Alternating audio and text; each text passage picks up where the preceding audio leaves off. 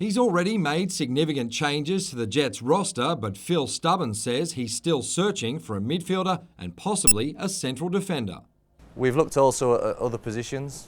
I think there's going to be an announcement in the coming days on a young striker that we've got from South America, so we're certainly very excited about that.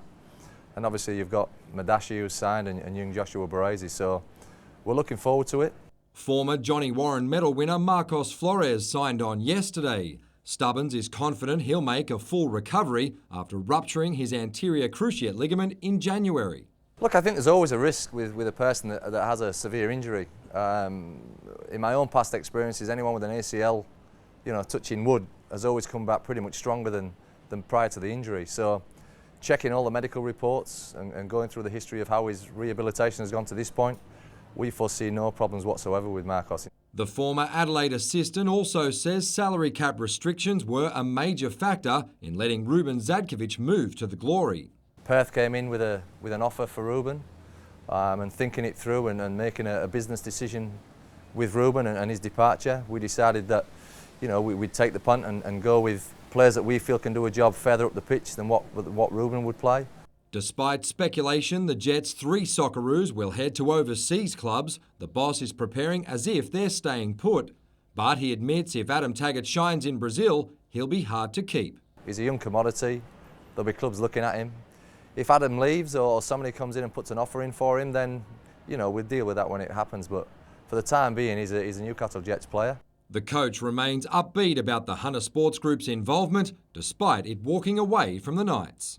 Yeah, totally comfortable, Mitchell. It's been, for me, there's been no real discussions other than positive outcomes surrounding the Hunter Sports Group and their influence with the Jets. Mitchell Hughes, NBN News.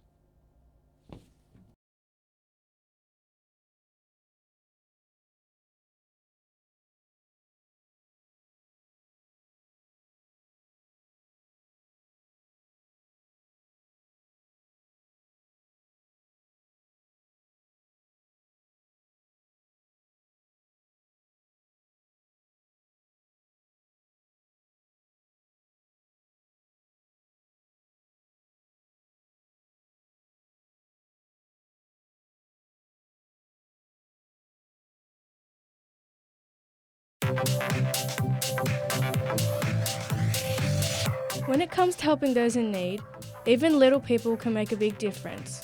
The school's St Vincent de Paul program began in 2011 and has gone from strength to strength. A special committee meets weekly to discuss and vote on future fundraising activities. It also gives kids the opportunity to practice their leadership. Why are you involved in Mini Vinnies? I'm involved in Mini Vinnies because I like doing my bit for the community. We do a food drive every year and we donate clothes to the poor people. The program also provides a lesson for the kids outside the classroom. To watch more of this story or get your school involved, head to our website and we could be coming to your school. Hi, I'm Brandon Ely. And I'm Davinia Munro. And we're reporting from St John's Lambton for NBN News Junior Journos.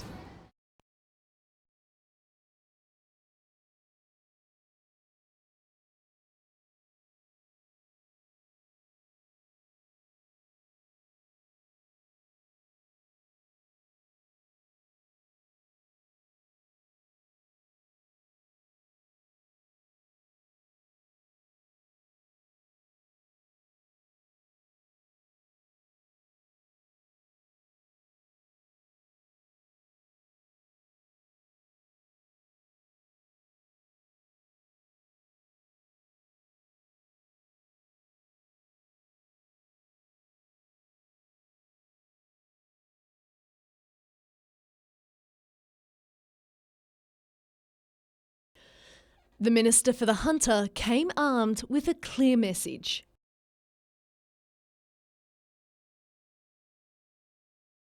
But addressing the region's leaders at a business chamber lunch, Gladys Berejiklian wouldn't say if she thinks $340 million from the $1.75 billion generated by the port sale is fair or should be increased, in light of the projected influx of $20 billion from the proposed electricity privatisation. I do think there's an argument to make sure Hunter gets its fair share, and yesterday's announcement by the coalition government of our intention to lease 49% of the assets should we be successful in March gives us a great opportunity to further ensure the Hunter gets its share. How much is unclear, but the minister did promise that projects like the long-awaited Glendale interchange and the Fassifern to Hexham freight bypass are now firmly on the radar. I think it's really exciting that we're now able to invest in the Hunter like never before. Ms Berejiklian also defended cutting the Newcastle rail line, describing the decision as courageous and the right thing to do.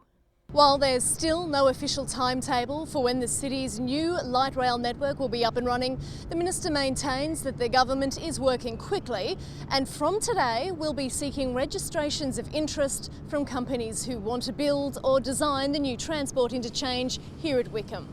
Over the next 2 months, traffic and geotechnical surveyors will be on site to get the ball rolling. Madeline McKell, NBN News. Newcastle Airport is spreading its wings. The $11 million expansion will more than double the size of the existing terminal, increase passenger flow to up to 5 million annually, and put more international flights on the radar. It will mean exciting retail, but more importantly, it will mean an expansion of our domestic passenger services, and it will also mean the possibility of an expanded international service from Newcastle. The contract was awarded to Hansel & Youngkin, who completed the airport's 2005 upgrade. So I guess it's a bit of back to the future, and we were really happy with the way that project went. Work is set to begin next month and will wind up towards the end of 2015 at the latest. Hansel & Youngkin said they can do it in 12 months. I'm sure that's what they said. Construction will also have to work in harmony with the $1 billion upgrade of the Williamtown RAF base. It's not just the airport set for takeoff. The expansion is set to create at least 80 jobs during construction and goes hand in hand with the release of the Port Stephens Destination Management Plan.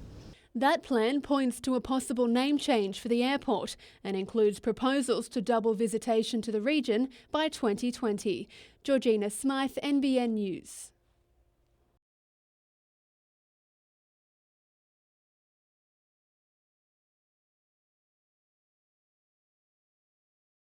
We've had reports from employees of threatening to burn buildings. We've had assault on vehicles. We've had vandalism of property. And in particular, what's most concerning is the behaviour and the threatening behaviour, the intimidation that's been applied to many shoppers, including elderly.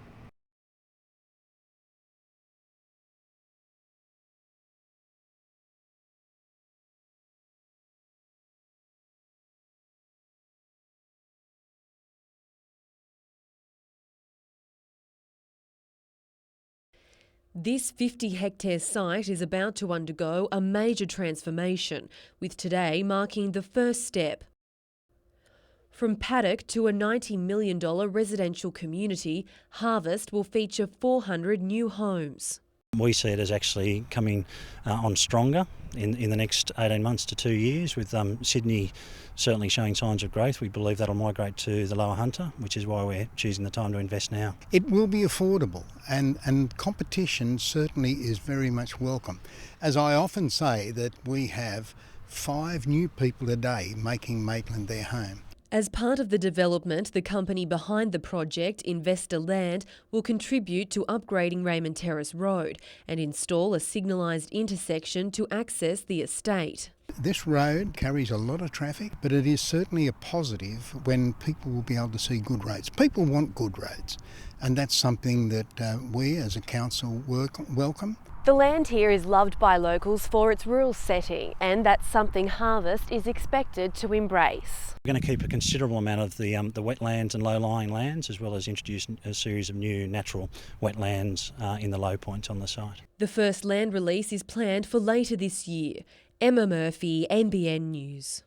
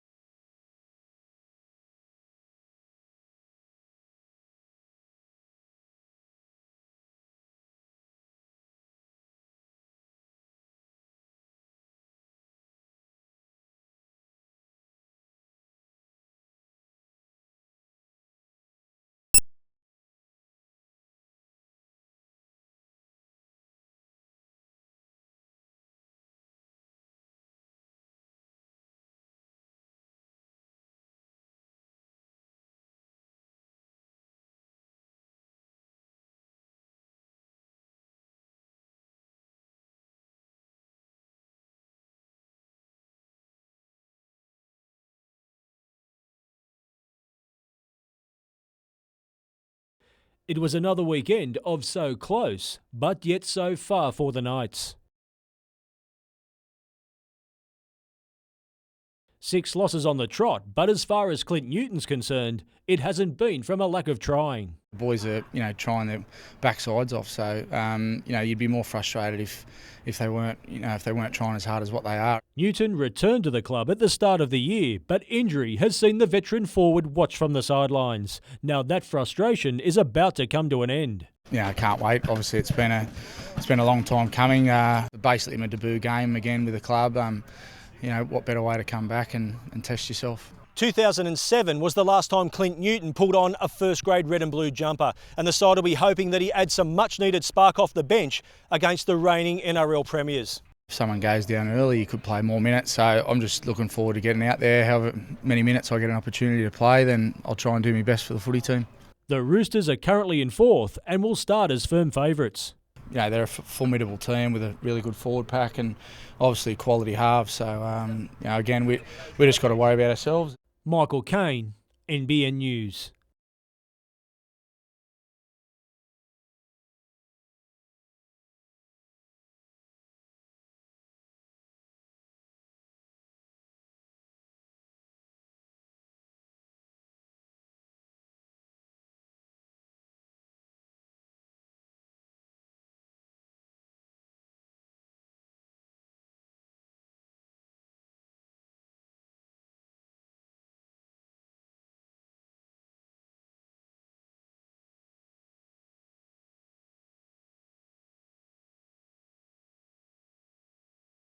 It's a new start for greyhound racing in the Hunter. Hopefully we can turn it around and head it down in the right direction. The Gardens Greyhound Club will officially be off and racing on July 1.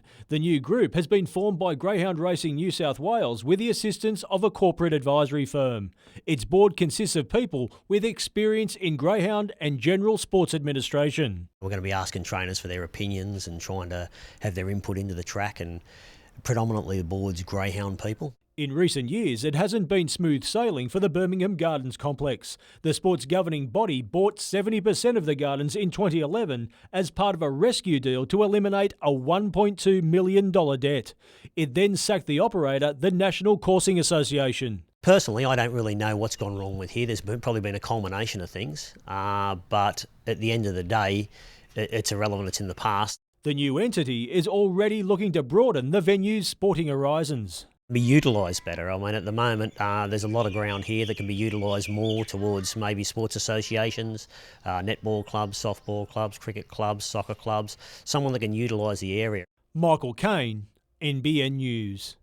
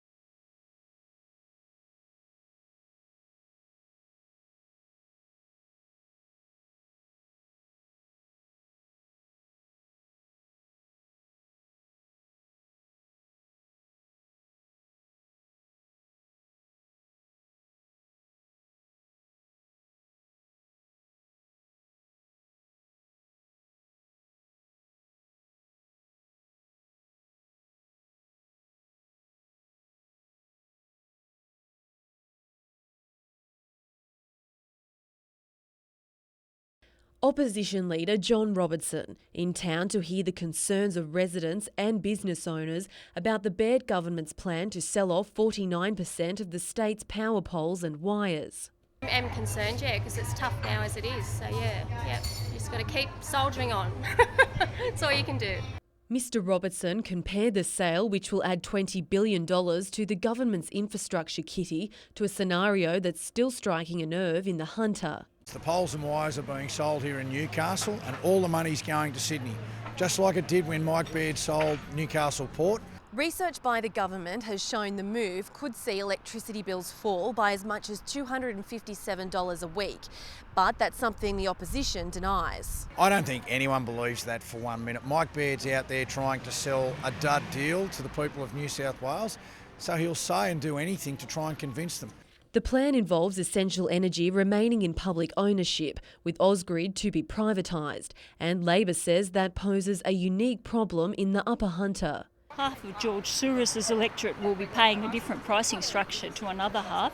And of course there are the well over 100 Ausgrid workers and staff that live in the Muswellbrook area that are going to be affected by job losses.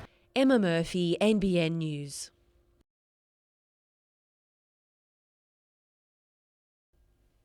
It was the moment local rugby league made headlines for all the wrong reasons. On May 31, a fight erupted as Wallsend Maryland hosted Windale. Following a disciplinary hearing, 7 players have now been charged. The negative publicity is obviously not good for our game, so we dealt with it very seriously.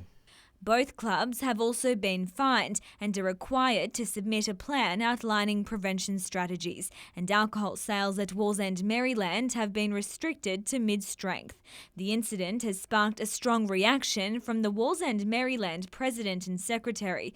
Both have resigned, saying they're frustrated with what happened and the league. If they're going to address this problem, they need to harden things up and make the punishments a little bit more harsher. A small group of people have been responsible for, bringing the sport and the club into disrepute, and we don't condone that behaviour whatsoever. It is the first occasion that has occurred at one of our home games.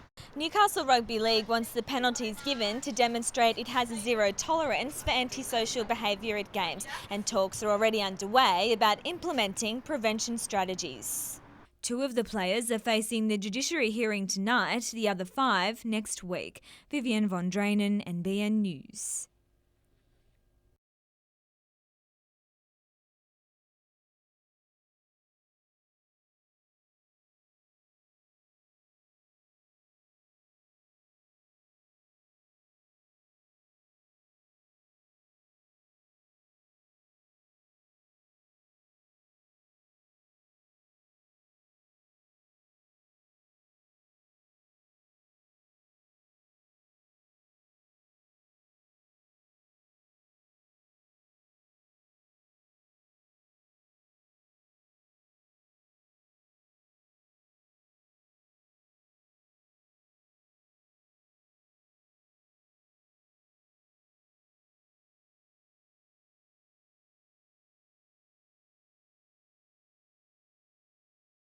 We've got no indication of when that decision might be.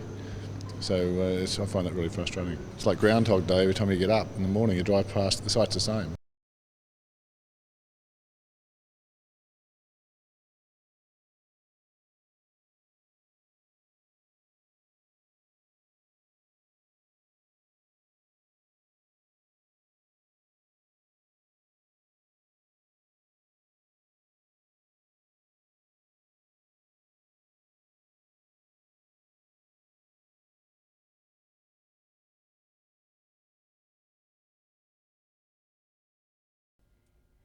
Gaping holes in classrooms, a staff room without carpet and paint peeling off ceilings.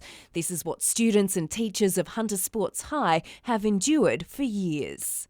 I have seen schools like this, as bad as this. I've seen them in Soweto in South Africa, and I've seen them in India. I have never seen one in New South Wales as bad as this. 2 generations of children have been educated at this school in substandard facilities. That's utterly unacceptable. More than $20 million will be spent, including $5.3 million from the Hunter Infrastructure and Investment Fund.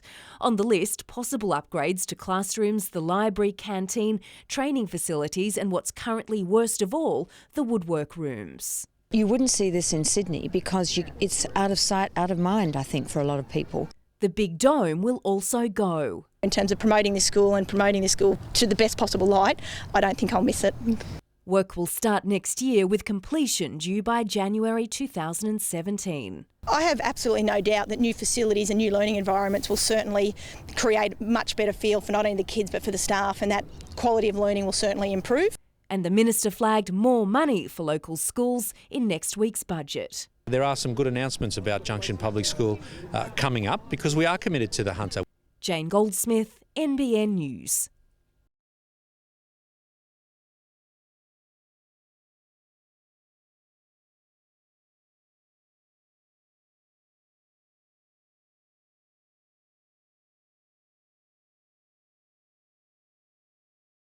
It is going to be extremely difficult. It's the equivalent of trying to get 4 damaged bowling green lawns back into operation.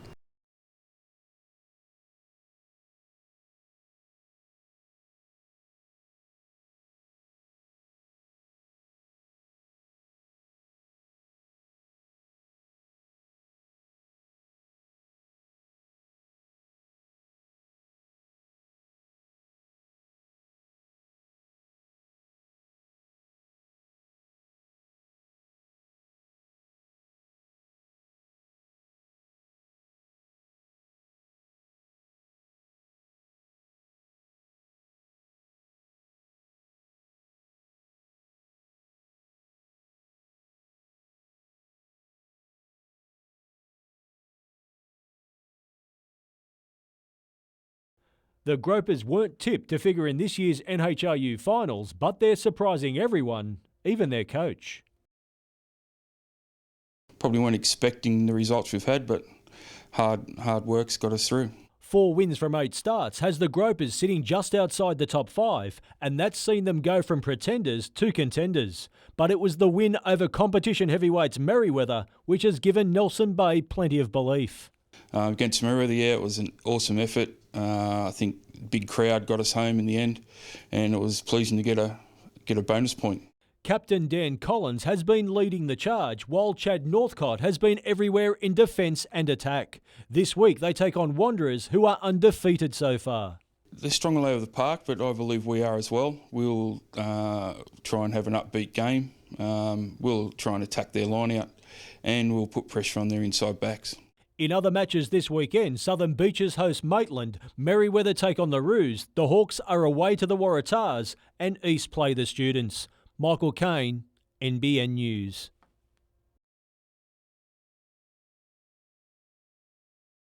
Susie Wormsley is back treading the boards where she loves the most. Well, I've played for the Hunters since I was 12, and come through the ABA program, and so it feels good to be home. The shooting guard has returned after spending 4 years studying business at Hawaii Pacific University. I loved it over there. I learned a lot, and my basketball definitely got a lot better. We practice a lot and get to travel a lot and play, so that was really fun. She's now looking forward to helping the Hunters in their quest for championship glory. And the recent win over the previously unbeaten North Bears has spawned belief. We were so excited winning that game, and we just need to push forward from here. Now a weekend road trip against Manly and the Hills awaits.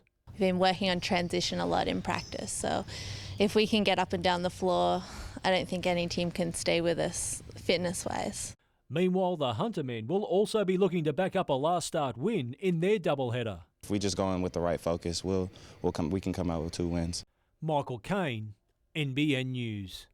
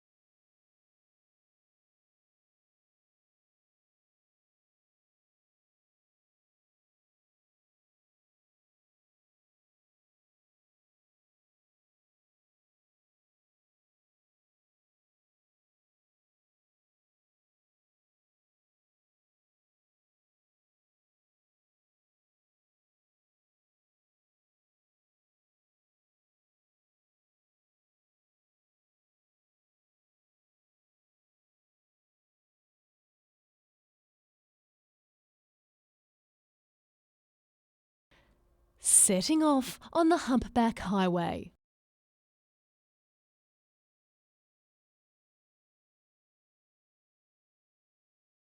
Whale watchers aboard the boat Imagine all keeping an eye out for the majestic mammals as the northern migration ramps up along the east coast. Seeing about 100 whales a day, I guess, go through.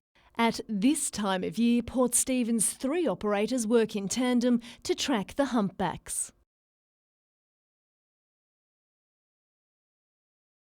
And teamwork pays off. Not that it was really needed today, with no shortage of the marine giants.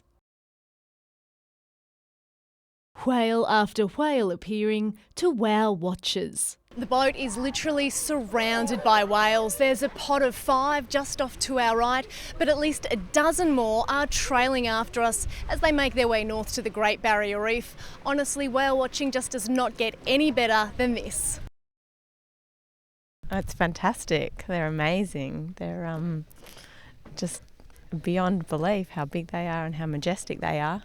I saw them doing, one put his head up. Absolutely fabulous, yes. My first time out, and I'll recommend it to all my friends. It's just been brilliant. Between now and the next 4 or 5 weeks is the peak of the run. So you're just virtually guaranteed to see whales if you come out now. And not to be forgotten, a few playful bottlenose dolphins got in on the act today, swimming right alongside the cruiser. Madeline McKell, NBN News.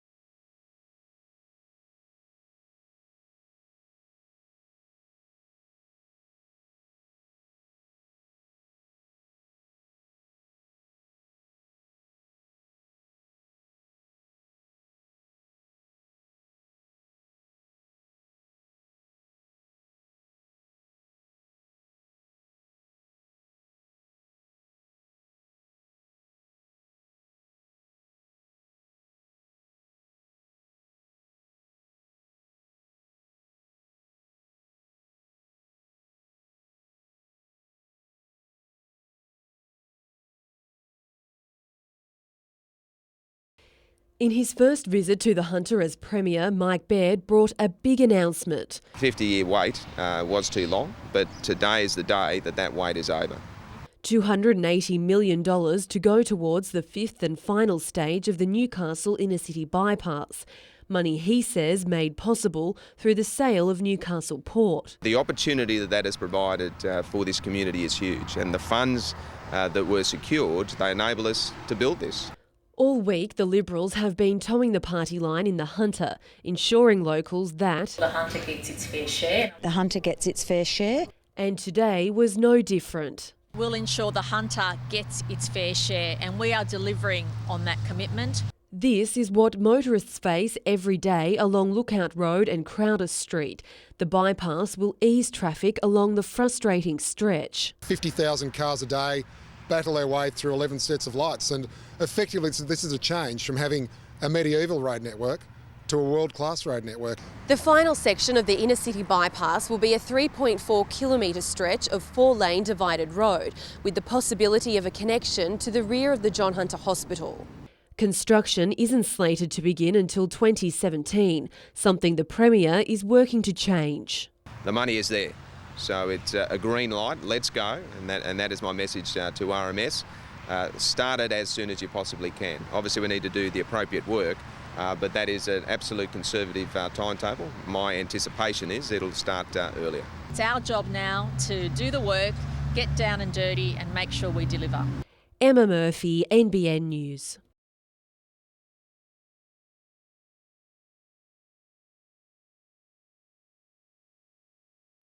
He was here to talk roads and urban renewal, but was one of Newcastle's natural attractions that caught the Premier's eye.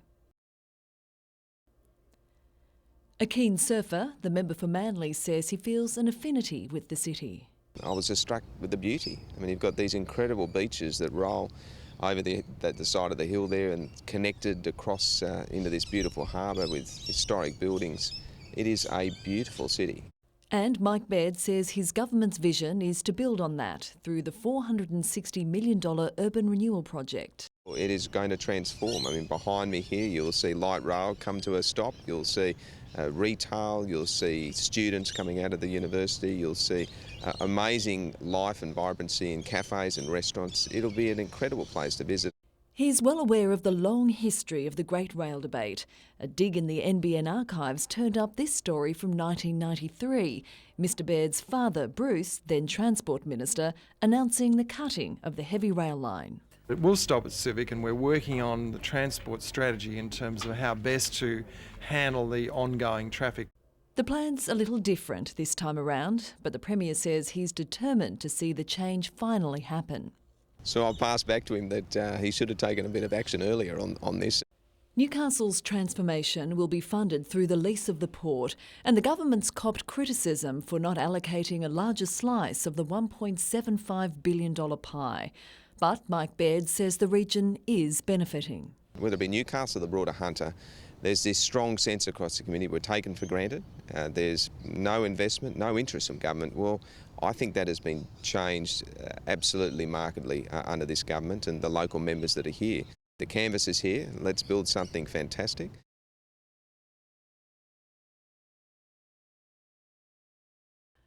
Could this be Newcastle's next food and wine market? Floating the idea today at a Property Council luncheon, Urban Growth New South Wales says the idea for Newcastle's railway station takes inspiration from Seattle's Pike Place market.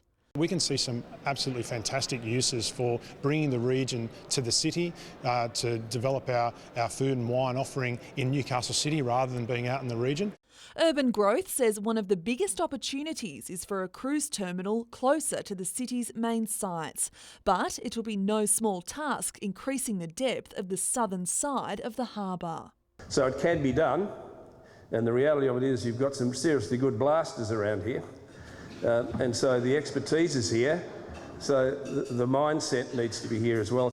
And it appears some change is just around the corner. The heavy rail truncation will occur commencing in December. The implementation of road crossings and pedestrian crossings starts in the beginning of next year. But despite some community concern over plans for 3 high-rise business and residential towers, we will develop this under all circumstances except if it's not feasible. It is feasible under the current model we've exhibited, but if the planning outcome is such that it becomes unfeasible, then we won't build it. Because as I said before, why would you? Christy Reading, NBN News.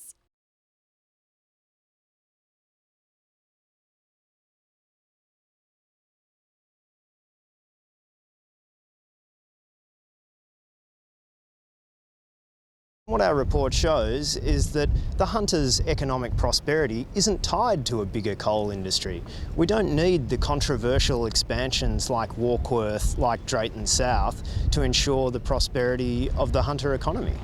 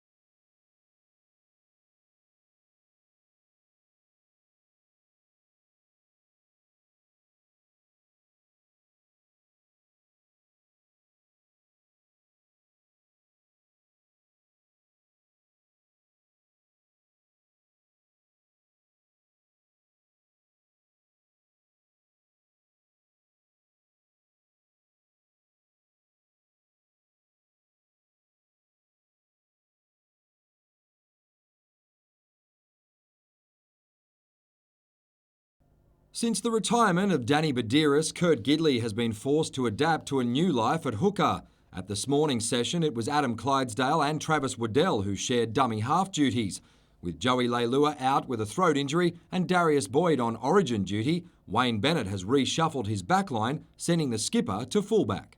I know Gidsy's pretty pumped to be back there at fullback, and he'll play with a lot of energy like he always does. So, yeah, it's going to be good. I know he's excited, and I'm happy for him back there to have a game. This time last year, the Roosters halves of Pearce and Maloney were guiding New South Wales. Tomorrow night, they'll try to inflict a 7th straight defeat on Newcastle.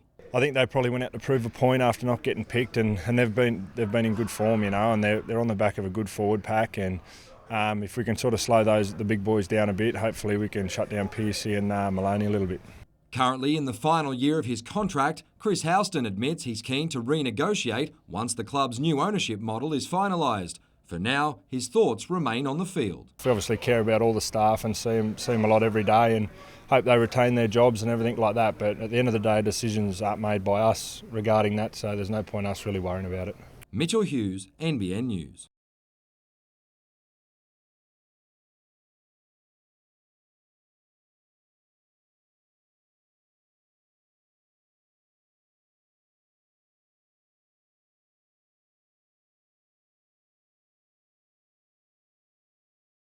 He speaks well amongst the guys, he's highly respected, and I know he will lead us well on Saturday. I mean, and that's a big plus. And he's been at every session. I mean, and I think he travels from Central Coast. I mean, and he's made a big commitment to the side.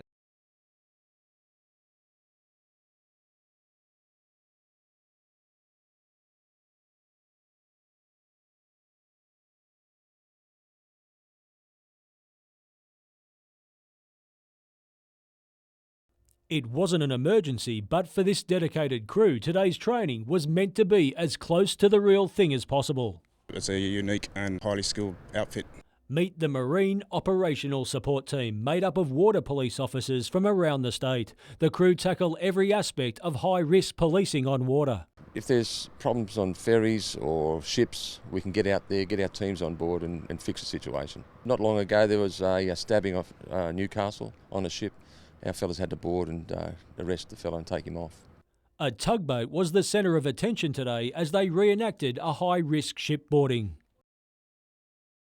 They've got to be ready to go if there is an incident any time. So the training a couple of times a year just sharpens them up and keeps them on the ball. The team is on call 24/7 and has resources to go anywhere. The craft we use now is second to none. We can go out in any sea conditions and know we're going to get there and more importantly know we're going to come back. Michael Kane, NBN News.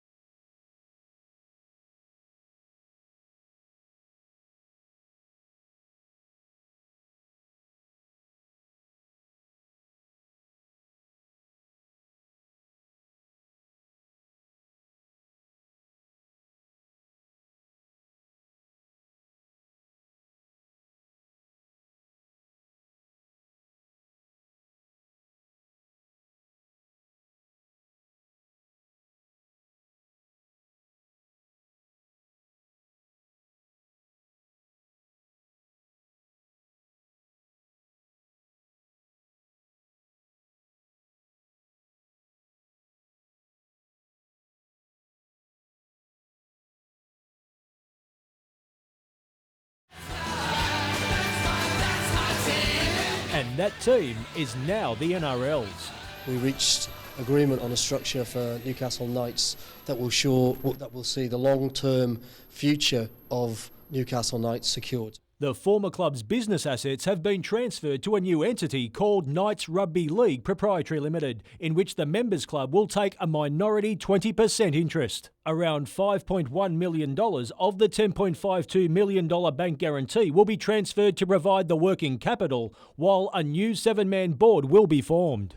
It will be exactly the same colours, it will be exactly the same structure as it is today, it will be the same management structure. The club's CEO has been kept on for now. There's some decisions to be made in terms of the club moving forward operationally. So, there'll be some decisions to be made in that regard, in the near future. Well, it's signed, sealed and about to be delivered. The NRL are now the new owners of the Newcastle Knights, bringing to an end the 3-year reign of the now former owner, Nathan Tinkler. But the game's governing body aren't ruling out another entity being involved with the club down the track. We don't want to run football clubs. Look, we'll continue to talk to West. I think they're a wonderful leagues club and they've done a great job and they manage their environment very well. Hunters Sports Group CEO Troy Palmer wished the new club luck, but he's adamant HSG has left a lasting legacy by saying it's invested more than $20 million into the club and the Knights now have a stable platform which is reflected in the world-class training and coaching structure from the NRL through to the elite junior programs. We'll make it one of the strongest clubs in the competition. Michael Kane, NBN News.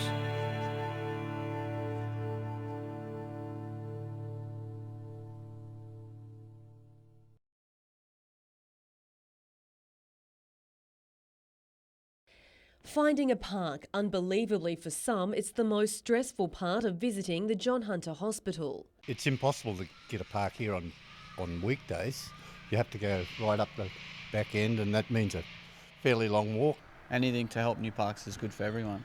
For years, Hunter New England Health has been working to do just that, and today plans were announced for almost 900 new spaces between both the John Hunter and Calvary Mater Hospital.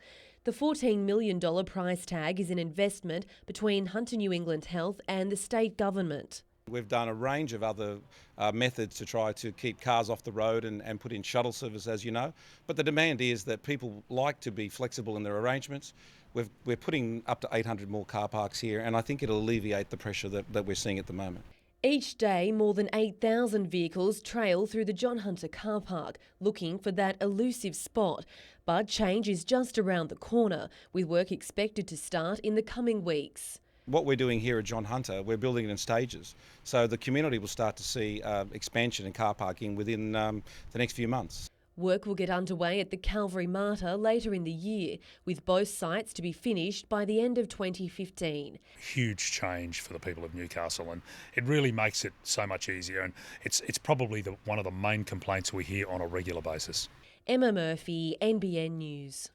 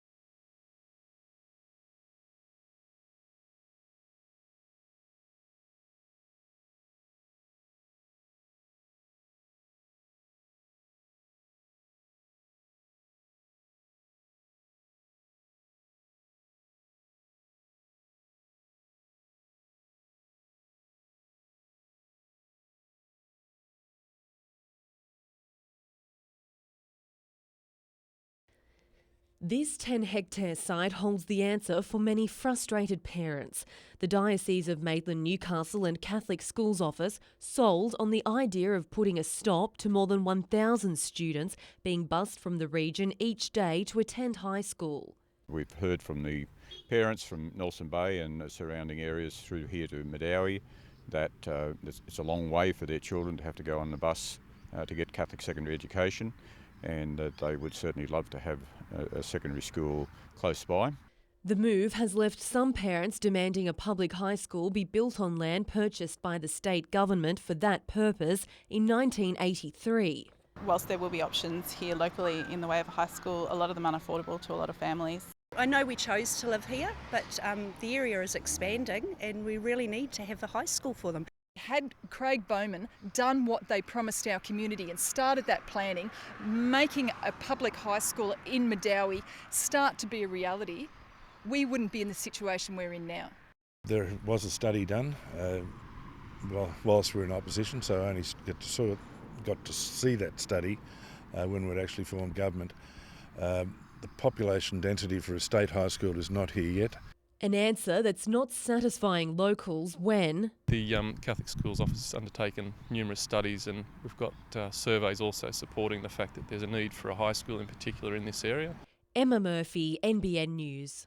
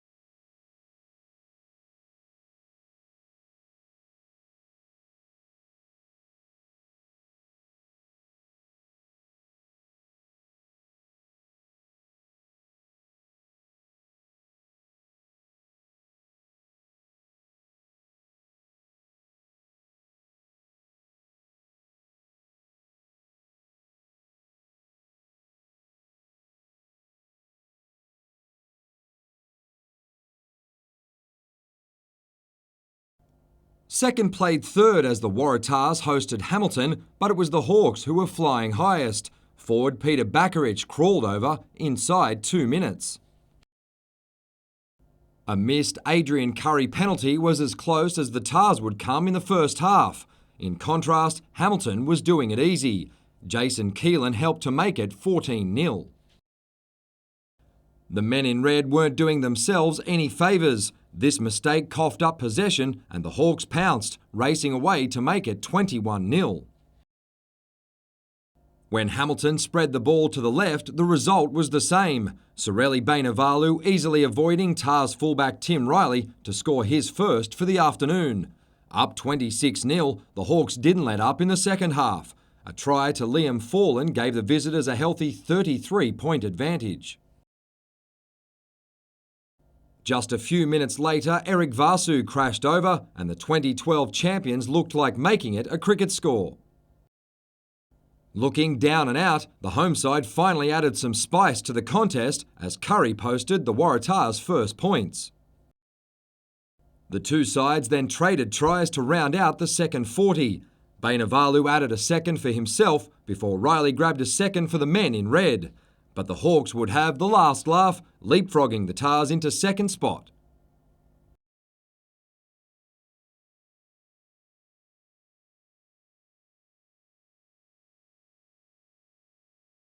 The announcement the Junction Public School has been waiting for since 1989. 5 new classrooms will be built, replacing 7 demountables the school has relied on since the earthquake. It's been something that we've been pushing for collectively for a long time, and I'm very, very glad that the government's been able to afford this. Certainly, this will come out of this year's budget.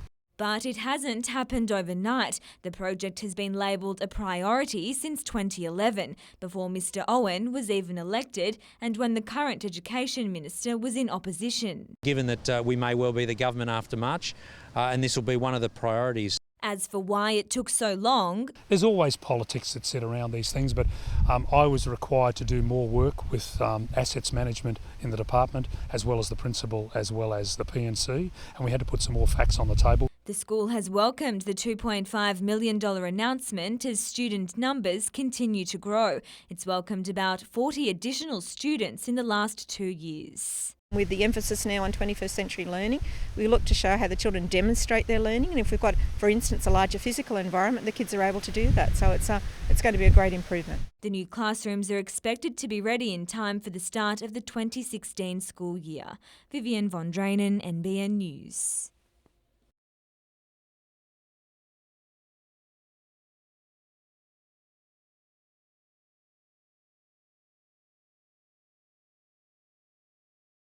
The theme for Refugee Week is Restoring Hope. So it's an opportunity for all community members to come together and celebrate all that wonderful community building that we do here in Newcastle.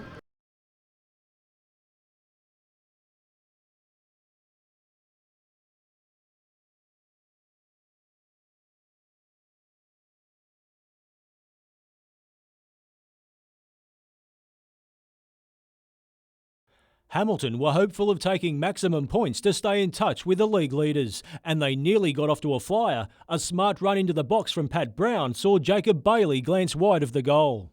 Charlestown went close moments later, Scott Smith missing his mark inside the Olympic penalty area. But it was Smith's partner up front who edged the Blues into the lead. A pinpoint Ben Hughes delivery from a set piece found Kane Goodchild on the back post, who headed home. Olympic striker Clayton Poole went it alone as he rounded keeper Andrew Goldman, but his support in front of goal was lacking. Former Newcastle Jet Troy Hearfield went close to doubling his side's lead from a corner, but his effort was cleared off the line. Just before the break, Mick Bolcher's side were fingertips away from levelling from a Cody Lucas long-range free kick. After playing early season matches from the back, Hearfield is now relishing his role in the midfield and went close on this occasion. The afternoon wasn't going Hamilton's way as Kyle Hodges gave away a penalty for an obstruction on Daniel Bird, but it was Brad Swancott which kept his side in the match as he went the right way. Ben Hughes spurned another chance late in the match, but in the end it was the Blues who came away with a 1-0 win. Michael Kane, NBN News.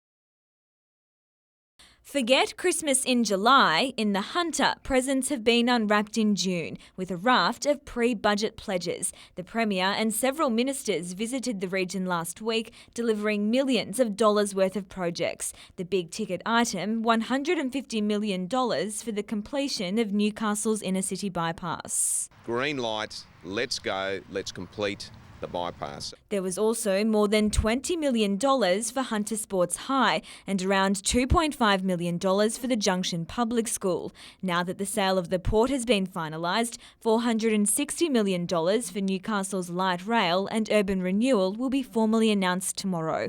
As for anything else, it's hard to say. I mean, clearly there are other things we want to do in Newcastle. It would not be right of me to actually, forecast what I think will or won't be in the budget. Projects still awaiting funding include the Glendale Interchange and the Adamstown Rail Crossing, while Upper Hunter MP George Souris is hoping roads affected by mining will receive some overdue attention. While it seems many of the big-ticket items for Newcastle have already been announced, the big question is whether the Hunter will receive another share of the funding from the lease of the Newcastle port.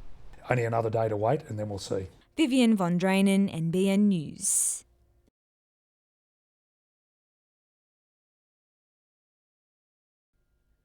It's a warm, safe and clean environment, a place to call home for women and their children who otherwise would have been sleeping on the streets. Locally, the Salvation Army provides crisis accommodation for 15 families, as well as 15 units for those moving to more permanent independent homes. 21-year-old Kate, a mother of one, has been here for 4 months. If they didn't help me out, I would have been homeless and I wouldn't have got my own house through it. They've helped me out a lot and their service is really good. Yeah, they pretty much give me everything I need. But the Salvation Army will be forced to shut down its homelessness service in Newcastle after its tender to the state proved unsuccessful. For the services that we've been delivering, we were hoping to be funded at about $1.8 million. And with that funding, we employ caseworkers and we provide supported housing to our clients who are homeless. Organisations will bid. Some will be successful, some won't. But the most important, I think, for all of us in the Hunter is that the commitment of the Hunter has been raised by nearly 10% by this government. All up, the Army had requested $5.3 million to expand its services to new areas, but an industry shake-up means St Vincent de Paul, Samaritans and a local women's refuge are now the government's preferred providers. And that's our concern, is that the providers that are going to take over these services, will they be able to support the clients as well as what we have done in the past? Jane Goldsmith, NBN News.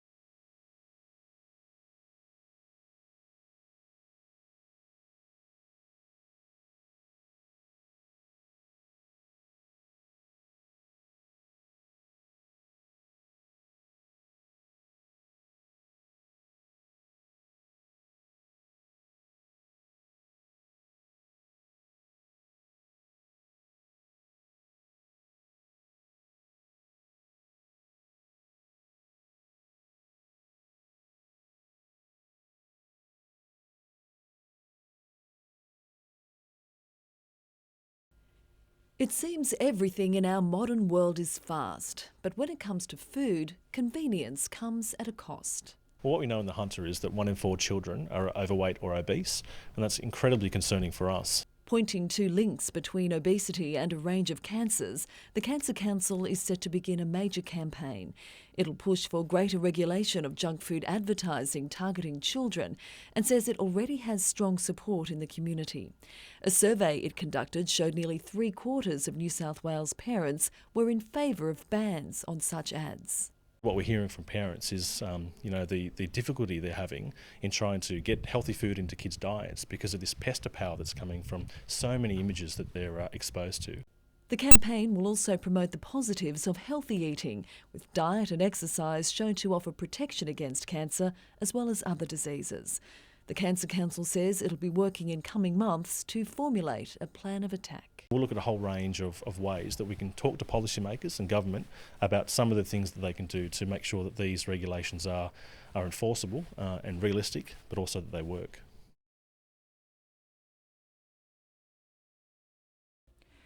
A touching tribute to an Aussie cricket legend, a who's who of the game's greats gathering to remember one of their own. Gary Gus Gilmore had a dazzling first-class career that was cut short by injury in 1977. 15 tests for Australia and 5 one-dayers. He was immortalised in song during Kerry Packer's World Series revolution. It was a famous match in 1975 where the Waratah Junior really made his mark. It was a golden era, a time when the likes of Ian and Greg Chappell and Rod Marsh carried the nation's sporting hopes. But it was an all-rounder from Newcastle who stole the show in the first ever World Cup. He eventually took 6 for 14, ranked as the best one-day bowling performance of all time. I still remember to this day the back page in the paper the next day. Big picture of Gus, and the headline was Gary Glitter. And that was him, when the ball was swinging a bit, he made it talk, and he made a test 100, he could bat. He also made his mark off the field as a practical joker and a loving father and grandfather. I'm honoured to call him my dad. He taught me to be humble, respectful and value family time. He has shown us how to laugh at ourselves be competitive but fair, and just enjoy life. Gus battled health issues for 15 years and had a liver transplant in 2005. He passed away last week, just 3 months after losing one of his sons, Clint, to a brain tumour. Gary Gus Gilmore was 62. Kate Haberfield, NBN News.